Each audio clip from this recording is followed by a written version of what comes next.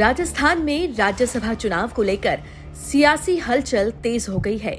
जून 2026 में प्रदेश की 3 सीटों का कार्यकाल खत्म हो रहा है। इनमें भाजपा के रवनीत सिंह बिट्टू, राजेंद्र गहलोत और कांग्रेस के नीरज डांगी शामिल हैं। मौजूदा संख्या बल के हिसाब से 2 सीटें भाजपा और 1 सीट कांग्रेस के खाते में जाना लगभग तय माना जा रहा है।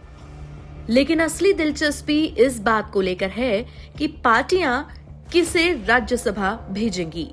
कांग्रेस और भाजपा दोनों ही में संभावित चेहरों को लेकर मंथन तेज हो गया है। नीरज डांगी और राजेंद्र गहलोत वर्ष 2020 में चुने गए थे। अब 6 साल का कार्यकाल समाप्त कर रहे हैं। वहीं रवनीत सिंह बिट्टू अगस्त 2024 में राजस्थान से राज्यसभा पहुंचे थे, लेकिन जिस सीट से वे चुने गए इसका कार्यकाल जून 2026 तक ही है। ऐसे में उनका कार्यकाल भी करीब 2 साल का ही होगा।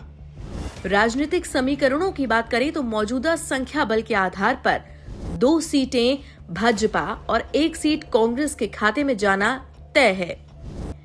इसी वजह से दोनों दलों के उम्मीदवारों को लेकर अंदर खाने चर्चाएं तेज हैं। कांग्रेस में इस बार स्थानीय चेहरे को मौका देने की चर्चा चल रही है। कांग्रेस की संभावित दावेदारी की बात करें तो पार्टी के भीतर कई नाम चर्चा में हैं। कांग्रेस नेता पवन खेड़ा को संभावित उम्मीदवार माना जा रहा है और वे मेवाड़ क्षेत्र का प्रतिनिधित्व देने की दलील दे रहे हैं। कांग्रेस महासचिव भंवर जितेंद्र सिंह का नाम भी चर्चा में है, जबकि पूर्व विधानसभा अध्यक्ष सीपी जोशी का नाम भी संभावित दावेदारों में लिया जा रहा है। इसके अलावा चूरू से चुनाव लड़ चुके रफीक मंडेलिया भी राज्यसभा जाने की इच्छा जता चुके हैं और दिल्ली में कई नेताओं से मुलाकात कर चुके हैं। भाजपा में भी उम्मीदवारों को लेकर मंथन जारी। 1 सीट पर रवनीत सिंह बिट्टू को दोबारा भेजने पर विचार किया जा सकता है। वे केंद्र सरकार में मंत्री हैं और सिख समुदाय के हैं। प्रतिनिधित्व के लिहाज से पार्टी के लिए अहम माने जाते हैं। दूसरी सीट के लिए पूर्व नेता प्रतिपक्ष राजेंद्र राठौड़, पूर्व प्रदेश अध्यक्ष सतीश पूनिया के नाम चर्चा में हैं। राजनीतिक जानकारों का मानना है कि उम्मीदवार चयन में सामाजिक समीकरण भी अहम भूमिका निभा सकते हैं।